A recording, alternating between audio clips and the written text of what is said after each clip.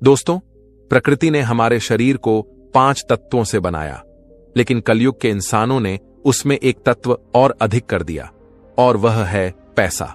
पैसों से सब चीजें नहीं खरीदी जा सकती, लेकिन पैसों से बहुत कुछ खरीदा जा सकता है।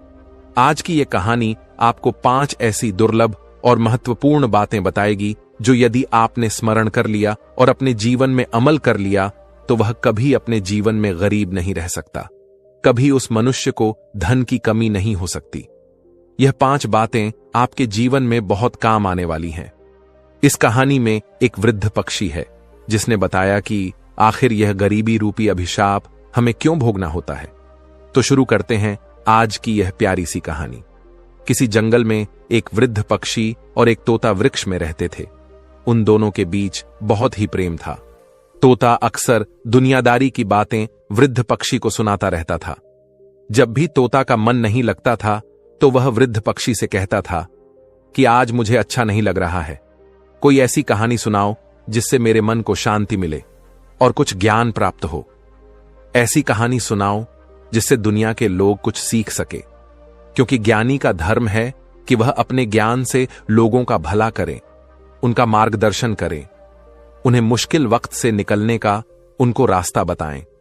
तब वृद्ध पक्षी कहती है, हे तोता, मैं तुम्हें बहुत अच्छी कहानी सुनाती हूं। यह कहानी लोगों की गरीबी मिटा देगी, लोगों को धनवान बना देगी। तुम इस कहानी को ध्यान देकर सुनना। तब वृद्ध पक्षी तोते को एक बहुत ही ज्ञानवर्धक कहानी सुनाती है। वृद्ध पक्षी कहती है कि प्राचीन समय की बात है। किसी नगर में एक गरीब व्यक्ति रहता था। उस गरीब औरत के 6 बेटे थे। वह औरत इतनी गरीब थी कि 2 वक्त की रोटी भी उसे ठीक से नसीब नहीं होती थी। उसका और उसके बेटों का कभी ठीक से पेट नहीं भर पाता था। उसने अपने जीवन में कभी अच्छे वस्त्र और अच्छा भोजन नहीं देखा था। वह गरीब महिला अपने साथ अपने बेटों को भी लेकर एक साहूकार के यहां नौकरी किया करती थी, और साहूकार उसे नौकरी के बदले में प्रतिदिन 3 पाई जौ दिया करता था। वह 3 पाई जौ के दाने अपने घर पर लेकर आती थी, तब कहीं अपने लिए घर पर भोजन बना पाती थी। उन 3 पाई जौ के दानों से जो भोजन बनता था उसे उस गरीब महिला का और उसके बेटों का कभी पेट नहीं भर पाता था, क्योंकि उसका बहुत विशाल परिवार था। इसीलिए भोजन बहुत कम हो जाता था। परिवार के अधिकतर लोग भूखे रह जाते थे। वह महिला पढ़ी लिखी तो थी नहीं, और ना ही वो कभी अपने बेटों को पढ़ा पाई थी। इसीलिए कहीं ढंग का काम भी नहीं मिलता था। पेट पालने के लिए वह और उसके बेटे साहूकार का काम करने चले जाते थे। साहूकार की मजदूरी ही उसकी जीविका का साधन था। साहूकार भी बहुत चालाक आदमी था। वह जानता था कि इन अनपढ़ गवार को कोई काम तो देगा नहीं, और ना उनकी घर की स्थिति इतनी ज्यादा अच्छी है जो यह हर दिन बैठकर खा सके। इसलिए वह काम के बदले में केवल 3 पाई जौ देकर ही उन्हें बहला दिया करता था। संसार में आपकी कमजोरी का फायदा उठाने वाले बहुत बैठे हैं। जैसे बिल में रहने वाले मेंढक और छोटे छोटे जीवों को सांप खा जाता है, उसी तरह विरोध ना करने वाले को और कमजोर लोगों को धूर्त और चालाक लोग खा जाते हैं। साहूकार उस महिला को धमका कर रखता था, इसलिए वह भय की वजह से साहूकार के यहां काम करती थी और उस काम धंधे को त्याग नहीं पाती थी। दिन भर काम करने के बाद भी उनका कभी ठीक से पेट नहीं भर पाता था। एक समय की बात है, वह गरीब महिला शाम के समय अपने चूल्हे में लकड़ी जला रही थी। वह भोजन बनाने की तैयारी कर रही थी। तब तक वह क्या देखती है कि पड़ोस में रहने वाली एक वृद्ध माता उसके पास आती है और कहती है, अरे बेटी, तुम रोज इसी तरह से साहूकार के यहां काम करने के बाद घर आती हो, और शाम को आने के बाद तुम अपने लिए भोजन बनाती हो, तब कहीं जाकर तुम खाती हो, और सुबह को फिर जल्दी साहूकार के यहां काम पर चली जाती हो। तुम एक काम क्यों नहीं करती? तुम्हारे 6 बेटे हैं, तुम इनमें से अपने एक बेटे का विवाह कर दो। तुम्हारे घर में जब बहू आ जाएगी तो तुम्हारे लिए काफी सुविधाएं हो जाएंगी। वो घर को संभाल लेगी। उस वृद्ध माता को नहीं मालूम था कि महिला के ज्येष्ठ बेटे का विवाह पहले ही हो चुका है। उस गरीब महिला ने बताया, हे माता, मेरे ज्येष्ठ बेटे का विवाह तो हो चुका है। उसकी बहू इस समय अपने मायके में रहती है। तब वृद्ध माता कहती हैं, तो तुमने भोजन बनाने के लिए अपनी बहू को बुलाया क्यों नहीं? महिला ने जवाब दिया, वृद्ध माता, आप तो सब कुछ देख रही हैं कि हमारे घर की हालत क्या है। न तो बारिश से बचने के लिए सर पर छत है और न लेटने बैठने के लिए कोई चारपाई। बहू को बुलाकर हम उसे कहां रखेंगे? और हमारे घर पर कोई अच्छे सही सलामत वस्त्र भी नहीं है जिन्हें बिछाकर वह बेचारी रात बिता सके। यहां अपने लिए भी पेट भरने को भोजन नहीं है। बहू आ जाएगी तो उसका खर्च कैसे करेंगे? इसलिए हम बहू को नहीं लाते हैं। तब वह वृद्ध माता पूछती है, अरे बेटी, तुम्हारे पुत्र की शादी हुए कितना समय हो चुके हैं? तब वह गरीब महिला कहने लगी, अरे माताजी, हमारे पुत्र की शादी हुए 2 साल हो चुके हैं। माताजी ने पूछा कि जब 2 साल हो चुके हैं तो क्या तब से लेकर अब तक तुम्हारी बहू तुम्हारे घर पर नहीं आई है? गरीब महिला ने कहा, हां, वह मेरे घर पर अभी तक नहीं आई है क्योंकि हमने उसे बुलाया ही नहीं। तब बुढ़िया कहती हैं, बेटी, तुम ऐसे कब तक परेशान रहोगी? इसलिए अपनी बहू को अपने घर बुलवा लो। उस महिला ने जवाब दिया, माताजी, हमें माफ करना, हमारे पुत्र के पास में सही सलामत वस्त्र भी नहीं है जो उन्हें पहनकर वह अपने ससुराल जाकर बहू को बुला लाए। तब बुढ़िया ने कहा, अगर ऐसी बात है तो तुम चिंता मत करो, मेरे घर से मेरे बेटे के वस्त्र ले जाओ और उन्हें पहनाकर तुम अपने बेटे को भेज दो। वह माताजी उस गरीब महिला को अपने साथ लेकर अपने घर गई और अपने घर से अपने बेटे के वस्त्र निकाल कर लाई और कहा, इन वस्त्रों को तुम ले जाओ और अपने बेटे को पहना दो और अपने बेटे से कहना कि वह ससुराल जाकर के अपनी बहू को बुला लाए। वह गरीब महिला उन वस्त्रों को लेकर जब अपने घर पर आती है और अपने ज्येष्ठ बेटे को बुलाता है, फिर अपने बेटे से कहती है कि बेटे, इन वस्त्रों को पहन करके तुम अपनी ससुराल चले जाओ और अपनी पत्नी को बुलाकर ले आओ। इधर वस्त्रों को पहन करके वह गरीब महिला का बेटा अपनी ससुराल में पहुंचता है और उसके ससुराल वालों ने जब उसको देखा तो उसका खूब सेवा सत्कार किया। 2 दिन तक वह अपनी ससुराल में रुका। उसके बाद में अपनी पत्नी को लेकर वह अपने घर की ओर चल दिया। जब वह अपनी पत्नी को लेकर के अपने गांव के नजदीक आया तो उसने अपने गांव के पास आकर के विचार किया कि हमारे घर पर तो टूटी चारपाई है, हमारे घर की हालत बहुत खराब है। यदि इस समय हमारी पत्नी हमारे घर पर जाएगी तो हमें शर्म की वजह से अपना सिर झुकाना होगा। तब उस गरीब के बेटे ने विचार किया, चलो हम उस पड़ोस वाली माताजी के घर पर ही अपनी पत्नी को ठहरा देते हैं। इतना विचार करने के बाद में वह गरीब महिला का बेटा अपनी पत्नी को लेकर उस माताजी के घर पर जाता है और अपनी पत्नी को वहीं पर ठहरा देता है। उसके बाद वह युवक अपने घर पर चला आता है। उस पत्नी को नहीं पता था कि यह घर उसका नहीं है, बल्कि उसके पति ने उसे किसी दूसरे के घर में ठहराया है। रात भर वह पत्नी उस वृद्ध माताजी के घर पर ठहरी रही। उनका घर बहुत अच्छा बना हुआ था। पत्नी समझ रही थी कि यह उसके ही पति का घर है, लेकिन वह एक बात बार बार सोच रही थी कि उसका पति उसे इस घर में रखकर कहां चला गया है। इधर जब सवेरा होता है तो वह गरीब महिला अपने बेटों को लेकर साहूकार के यहां मजदूरी करने चली जाता है। दूसरी तरफ उस वृद्ध माताजी ने सोचा कि वह युवक अपनी पत्नी को हमारे घर पर रखकर चला गया है, लेकिन अभी तक उसे लेने नहीं आया। वृद्ध माताजी ने 2 दिन तक इंतजार किया। जब वह उसे बुलवाने नहीं आया तो माताजी ने सोचा कि चलो मैं ही इस बहू को इसके घर पर पहुंचा देती हूं। तब माताजी ने उस बहू से कहा, अरे बहू, लगता है तुम्हारा पति तो तुम्हें बुलवाने नहीं आएगा। चलो मैं ही तुम्हें तुम्हारी ससुराल ले चलती हूं। माताजी की बात सुनकर वह बहू एकदम चौंक जाती है। वह कहती है, ससुराल कैसा? ससुराल क्या? जिस घर में मैं रह रही हूं वह मेरा ससुराल नहीं है। तब वृद्ध माताजी उसे पूरी बात समझती है और उस बहू को लेकर के वह उसके ससुराल जाती है। उस बहू ने जब अपने घर में जाकर देखा तो घर का नजारा देखकर वह हैरान रह गई। घर की हालत बहुत बुरी थी। जगह जगह चूल्हे बने हुए थे और सब चूल्हे में राख भरी थी। घर में इधर उधर भी राख बिखरी थी। फिर उसके बाद उसने चारपाई की तरफ देखा तो चारपाई भी टूटी थी और जो बिस्तर थे उन पर काफी धूल जमी हुई थी। घर की छत आधी टूटी हुई थी। घर के अंदर की दीवारें धुएं से काली हो गई थीं। पूरे बर्तन सब इधर उधर बिखरे थे। अपने ससुराल का ऐसा हाल देखकर बहू की आंखों में आंसू आ गए। वह बैठकर रोने लगी। इधर जो माताजी थी वह तो उसको उसके घर पर रखकर अपने घर चली आई। वह बेचारी अकेली अपने घर पर बैठकर अपनी किस्मत को कोसने लगी। वह बहू अपने घर की इस हालत को देखकर काफी देर तक रोती रही। उसके बाद उसने विचार किया कि अब चाहे रो या हंसू, रहना तो मुझे इसी घर में है, क्योंकि मेरा विवाह इसी घर में हुआ है। वह बहुत चतुर और बुद्धिमान थी। वह मन में सोचने लगी कि अब इस तरीके से रोने से कोई काम चलने वाला नहीं है, मुझे ही कुछ करना होगा। तब उस बहू ने बुद्धिमानी से काम लिया। वो घर की हालत ठीक करने में लग गई। बुद्धिमान लोग मुश्किल वक्त में भी घबराते नहीं हैं, बल्कि अपनी बुद्धि से काम लेकर स्थिति को अपने अनुकूल बना लेते हैं। वह बहू वहां से उठती है और जितने घर में चूल्हे बने हुए थे उन सभी चूल्हे को एक एक करके फोड़ देती है और उन चूल्हे में से एक चूल्हा रहने देती है और घर के सभी बिस्तरों को अच्छी तरह से साफ करती है। सारे बर्तनों को धोकर एक जगह रखती है। काली काली जो दीवारें थीं उनकी पुताई करके साफ सुथरा बना देती हैं। इस तरह से सफाई करके उसने अपने घर की सूरत बदल दी। इसीलिए तो स्त्री को घर की लक्ष्मी कहा जाता है। स्त्री ही घर की शोभा होती है। इधर वह बहू उस टूटे फूटे नर्क जैसे घर को साफ सुथरा बना देती है। उसे काम करते करते शाम हो जाती है और वह अपने पति के आने का इंतजार करती है।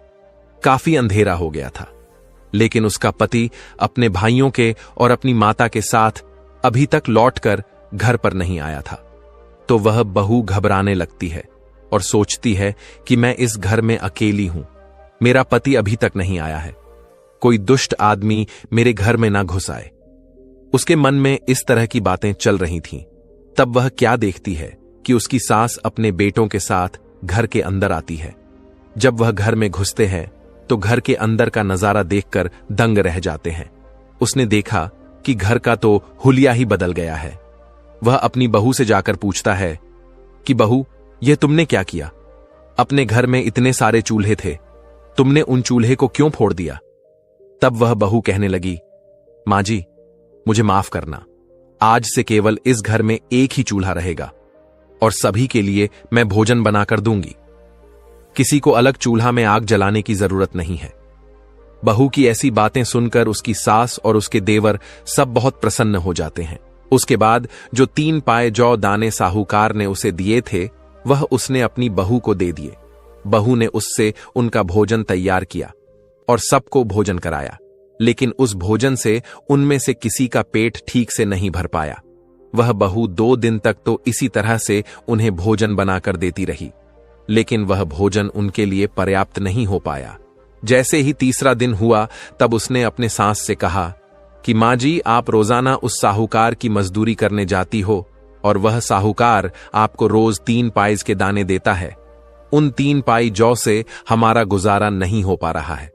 आज आप साहूकार के पास जब काम करने जाओगे तो जब शाम के समय में साहूकार आपको 3 पाई जौ देगा तो उससे कहना कि इन 3 पाई जौ से हमारा गुजारा नहीं चलता है, हमें कम से कम 3 गुना जौ और दीजिए, नहीं तो हम कल से काम पर नहीं आएंगे। बहू की बात सुनकर वह गरीब महिला कहती है, अरे बहू, तुम नहीं जानती हो, वह साहूकार बहुत ही कंजूस और दुष्ट है। अगर मैं उससे कहूंगा कि मुझे इससे 3 गुना ज्यादा बढ़ाकर दे दो तो साहूकार सनकी है, कहीं हमें मारने ना लग जाए। इसी वजह से मेरी उससे कहने की हिम्मत नहीं होती है।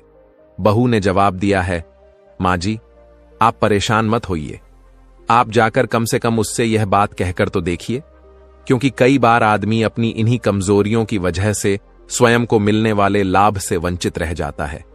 उस समय वह अपने ही दिमाग से दूसरे के दिमाग को सोचता है और उन्हीं बातों को सोच सोचकर वह मनुष्य घबराता रहता है और उसी भय से स्वयं को मिलने वाले लाभ से वंचित कर देता है।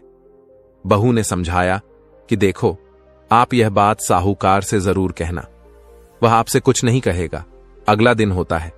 वह गरीब महिला अपनी बहू के कहने पर साहूकार के यहां काम पर जाती है। पूरे दिन साहूकार का काम करती है और शाम के समय 3 पाइज के दाने लेकर के जब साहूकार आता है और उस गरीब महिला को देता है तो वह कहती है कि साहूकार, आप इतने दाने मुझे देते हो, इन जौ के दानों से हमारा गुजारा ठीक से नहीं हो पाता है, इसके 3 गुना दाने हमें और बढ़ाकर दे दिया करो। हमारा विशाल परिवार है, अब तो हमारे घर में हमारी बहू भी आ गई है। उस महिला के इतना कहने पर साहूकार ने 3 गुना और बढ़ाकर उसे अनाज दे दिया। उस अनाज को लेकर वह गरीब महिला प्रसन्न होते हुए अपने घर चली जाती है। उसके बाद उस बहू ने उस अनाज को पीसकर भोजन बनाया। उस दिन सभी लोगों के पेट अच्छी तरह से भर गए। अब तो कुछ दिन तक इसी तरह से चलता रहा। एक दिन बहू ने फिर अपनी सास से कहा, माँ जी, आज जब आप काम पर जाओ तो साहूकार से फिर से कहना कि वह अनाज की मात्रा और बढ़ा दे। इतना हमारे घर के लिए पर्याप्त नहीं हो रहा है। तब उसकी सास बोली, अरे बहू, क्या पागल हो गई हो? पिछली बार तो उसने बढ़ा दिया था। यदि अब मैंने उससे कहा तो वह मुझे बहुत गुस्सा करेगा। एक बार तो मैंने हिम्मत जुटा करके उससे कह दिया, अब दोबारा मुझ में इतनी हिम्मत नहीं है जो मैं उससे कह पाऊं। तब उस बहू ने कहा, माँ जी, आप घबराइए मत।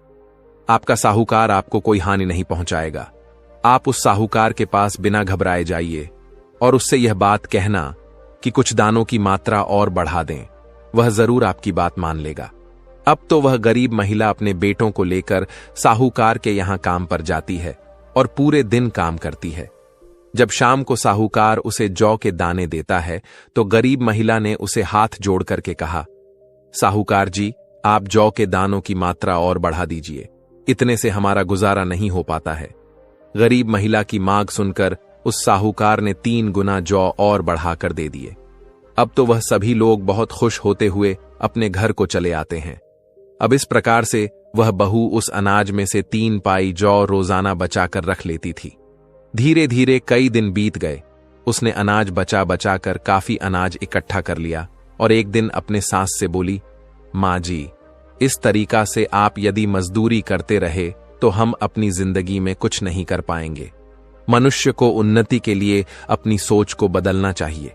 जो अपनी सोच को कुएं के मेंढक की तरह रखता है वह कभी तरक्की नहीं कर पाता है। उसका जीवन केवल गुलामी करने में निकल जाता है। छोटी सोच मनुष्य को गरीबी के दलदल से बाहर नहीं निकलने देती। जब आदमी बड़ा सोचता है तभी वह कामयाबी पाता है। समय के साथ मनुष्य को बदलते रहना चाहिए और सोचते रहना चाहिए। आगे गरीब महिला की बहू ने उससे कहा, माँ जी, आप कोई स्वयं का धंधा खोल लीजिए। जब हम कोई अपना काम करेंगे तो हमें उसमें अधिक मुनाफा होगा। अपनी बहू की बात सुन के वह बोली, अरे बहू, कैसी बातें करती हो? भला हमारे पास है ही क्या जो हम अपना काम कर सके? तब बहू कहती है, माँ जी, मैं रोजाना जौ बचाकर रख लेती थी। अब हमारे पास काफी अनाज इकट्ठा हो चुका है। आप उस अनाज को बाजार में बेच आओ और बाजार में कोई दुकान देख लो और अपनी छोटी सी दुकान खोल लो। जब हमारा खुद का काम हो जाएगा तो हमें अच्छा मुनाफा हो जाएगा। गरीब महिला बोली, बहू, तुम कहती तो ठीक हो, लेकिन अगर यह बात साहूकार को पता चल गई तो वह हमें बहुत गुस्सा करेगा। बहू ने कहा, माँ जी, आप साहूकार के गुलाम नहीं हो। हमारी मर्जी, हम काम करें या ना करें। उस गरीब औरत ने वैसा ही किया जैसा उसकी बहू ने बताया था। इसलिए उस दिन से साहूकार के काम पर जाना बंद कर दिया और बाजार में एक दुकान देख ली और वह अनाज बेचकर महिला ने अपनी एक दुकान खोल ली। धीरे धीरे उसकी दुकान अच्छी तरह से चलने लगी। अब उसकी गुजर बहुत अच्छे से होने लगी। शाम को जब वह दुकान से लौटकर अपने घर आती और अपने परिवार के साथ बैठकर प्रेम से भोजन करती थी तो एक दिन बहू ने फिर उसे एक बात बताई। बहू बोली कि माँ जी, जब भी आप घर पर आया करो तो कुछ ना कुछ लेकर आया करो। अगर कुछ ना मिले तो आपको रास्ते में जो कुछ मिल जाए उसे ही उठा ले आया करो। ऐसा करने से घर में धन की वृद्धि होती है। आज से घर पर जब भी आओगे तो खाली हाथ नहीं आओगे। सास ने जवाब दिया, ठीक है बहू, हम आज से ऐसा ही करेंगे। इधर अगला दिन हुआ और वह गरीब महिला अपनी दुकान पर पहुंची। अपने सभी बेटों के साथ पूरे दिन दुकान पर रहती है और शाम को जब घर पर आती थी तो कुछ ना कुछ लेकर आती थी। चाहे रास्ते में उसे एक कागज ही मिल जाता तो वह उसे ही उठा लाती थी। बहू उस चीज को ठीक से कोने में संभाल कर रख देती थी। इस तरह से कुछ दिनों तक ऐसा ही चलता रहा। एक दिन क्या होता है कि उसकी सास जब दुकान से लौटकर घर की ओर आ रही थी तो उसे घर पर ले जाने के लिए कुछ भी नहीं मिला। तो वह सोचने लगी कि यदि मैं खाली हाथ घर पर गई तो बहू मुझसे पूछेगी तो मैं क्या कहूंगा। तब वह हम पर बहुत नाराज होगी। तब उसने देखा कि रास्ते में एक मरा हुआ सर्प था। वह गरीब महिला सर्प के पास में गई और सोचने लगी, यह तो मरा हुआ सर्प है, क्यों ना आज मैं इसको ही घर पर ले जाऊं। उसके बाद वह एक लाठी से उस सर्प को उठाती है और अपने घर पर ले आती है। इधर जब उसकी बहू देखती है कि उसकी सास एक मरे हुए सर्प को घर में लाई है तो वह कहती है, अरे मां जी, आज आप यह क्या ले आए हो? यह तो सर्प है, यह कोई घर में लाने की चीज नहीं है। सास ने कहा है, बहू, तुमने ही तो कहा था कि कुछ ना कुछ लेकर आया करो, खाली हाथ मत आया करो। आज मुझे कोई वस्तु नहीं मिली, केवल यह मरा हुआ सर्प ही मिला था, तो मैं इसे उठा लाई। इसमें मेरी क्या गलती है? बहू बोली, कोई बात नहीं, इसे छत के ऊपर फेंक दीजिए। उस बहू ने उस सर्प को अपनी छत के ऊपर फेंक दिया। एक दिन उसी नगर के राजा की रानी का एक कीमती हार एक चील लेकर आकाश में उड़ गया और वह चील उस हार को लेकर के उस बहू के घर की छत के ऊपर से गुजरा। चील की नजर छत पर गई और उस मरा हुआ सर्प दिखाई दिया। चील जो कीमती हार लेकर आया था, वहां हार तो उसने छत पर ही छोड़ दिया और उस मरे हुए सर्प को उठाकर ले गया। इधर अगले दिन वह बहू अपने कपड़े सुखाने के लिए छत पर पहुंची तो उसकी नजर उस हार पर गई। वह उस हार को उठा लाती है और उस कीमती हीरे के हार को देखकर बहुत प्रसन्न होती है। उसने वह हार अपनी संदूक में छुपा कर रख दिया। इधर पूरे नगर में यह बात फैल गई कि रानी का हार चील लेकर चला गया। राजा ने पूरे नगर में घोषणा करवा दी और अपने सैनिकों को चारों दिशाओं में भेज दिया कि पता करो कि वह चील उस हार को लेकर कहां गया है। वो हार जिस व्यक्ति को मिल जाए वह तुरंत राज दरबार में पहुंचा दे। वह हार हमारी रानी का है, जो कोई उस हार को पहुंचाएगा उसे हम बहुत सारा इनाम देंगे। सारे शहर के लोग उस हार की तलाश में लग गए। इधर यह बात उस बहू को मालूम हुई कि रानी का हार बताने वाले को या पहुंचाने वाले को राजा साहब मुंह मांगा इनाम देंगे। लेकिन वह राजा कई दिनों तक इंतजार करता रहा कि कोई उस हीरे के हार को लेकर के आएगा, पर अभी तक किसी ने हार नहीं पहुंचाया। अब तो राजा को गुस्सा आने लगा। राजा अपने सैनिकों से और मंत्रियों से कहता है, जल्दी से पूरे नगर में यह खबर फैला दो कि वह हार अभी तक कोई लेकर नहीं आया है। अगर वह हार किसी को मिल गया और अगर किसी के घर में रखा पाया गया तो राजा उसे कठोर दंड देंगे। यह खबर उस गरीब महिला को जब पता चलती है तो वह अपनी बहू से कहती है, बहू, राजा का हार चोरी हो गया है। पहले तो राजा ने हार देने वाले को इनाम की घोषणा की थी, लेकिन अब राजा ने कहा है कि जिसके पास हार होगा उसे सजा दी जाएगी। बहू तो जानती थी कि वह हार उसी के पास है, लेकिन उसने अपने सास को नहीं बताया। बहू ने अपने सास से कहा कि मां जी, आप एक काम करिए, एक झूठ मूठ की पत्री लेकर राजा के दरबार में ज्योतिषी बनकर जाइए और राजा के सामने पत्री खोलकर राजा से कहना कि आपका कीमती हार आपके महल के पीछे कचरे के ढेर में है। बहू की बात सुनकर वह महिला घबरा गई और कहने लगी, बहू, तुम पागल हो गई हो क्या? अरे, मैं उस हार के बारे में जानती तक नहीं हूं। अगर मैं राजा के सामने जाकर झूठ बोलूंगी तो राजा मुझे दंड देगा। बहू ने जवाब दिया, मां जी, आप घबराते क्यों हो? मैं जो कह रही हूं आप उसे करिए। इस प्रकार से उस गरीब बहू की बातों पर उस महिला ने विश्वास कर लिया, क्योंकि आज तक उस बहू के बताए हुए रास्ते पर ही वह चलती आ रही थी। अब तो वह झूठ मूठ की ज्योतिषी बन गई और प्रथि पत्रा लेकर राजा के दरबार में पहुंच गई और राजा से कहा, महाराज, मैं एक बहुत ही विद्वान ज्योतिषी हूं। मैंने आपके हार का पता लगा लिया। आपका हार आपके महल के पीछे कचरे में है। राजा ने जब उसकी बातों को सुना तब राजा ने अपने सिपाहियों को बुलवाया और कहा कि जाइए, हमारे महल के पीछे जो कचरा है उसमें से हार को ढूंढिए। राजा के सिपाहियों के पहुंचने से पहले वह हार उस बहू ने राजा के महल के पीछे जाकर फेंक दिया और हार को फेंक करके वह चुपचाप अपने घर लौट गई। इधर राजा के सिपाही जब उस हार को ढूंढने के लिए राजा के महल के पीछे गए तो उनको वह हार मिल गया। वह हार लाकर के उन्होंने राजा को सौंप दिया। तब वह राजा उस गरीब महिला से बहुत ही प्रसन्न होता है और कहता है कि तुमने हमारा हार बता दिया है, इसलिए हमसे तुम कोई भी वरदान मांग लो। तब वह महिला कहने लगी, हे राजा साहब, आप हमें माफ कर दीजिएगा। हम अपने घर में जाकर के अपनी बहू से और अपने बच्चों से सलाह करने के बाद ही आपसे कुछ मांगेंगे। तब राजा ने कहा, ठीक है, जाओ। तुम अपने बहू और बच्चों से सलाह लेकर के आओ। अब वह गरीब महिला अपनी बहू के पास आती है और कहती है कि वह राजा मुझसे कोई इनाम मांगने के लिए कह रहा है, मैं क्या मांगूं? तब बहू कहती है कि मां जी, आप जाए और पहले राजा से आप वचन ले लेना, फिर उसके बाद में जब वह राजा वचन दे दे तब उससे मांगना। कहना कि महाराज, इस बार जब दिवाली आएगी तो किसी के घर में भी दिया ना जले, नगर का कोई भी व्यक्ति अपने घर में दिया ना जलाए, राजा से आप इतना ही मांग लेना। बहू की बात सुनकर वह गरीब महिला घबरा गई और कहने लगी, बहू, यह तुम क्या कह रही हो? यह बात सुनकर तो राजा मुझे फांसी पर लटका देगा। तब बहू ने कहा, मां जी, आप घबराइए नहीं, मैं आपसे जो कह रही हूं आप उसे करिए। अब बहू के बार बार आग्रह करने पर वह गरीब महिला राजा के पास जाती है और राजा से कहती है कि राजा साहब, पहले आप वचन दीजिए, तभी हम आपसे मांगेंगे। यदि आप वचन नहीं दोगे तो हम नहीं मांगेंगे। राजा ने वचन दिया और कहा कि आप जो मांगोगे हम वहीं आपको देंगे। तब उस महिला ने राजा से वही बात कह दी जो उसकी बहू ने बताई थी। इस बार दिवाली आ रही है और हमारी आपसे मांग है कि इस बार दिवाली पर नगर का कोई भी व्यक्ति अपने घर दीपक ना जलाए।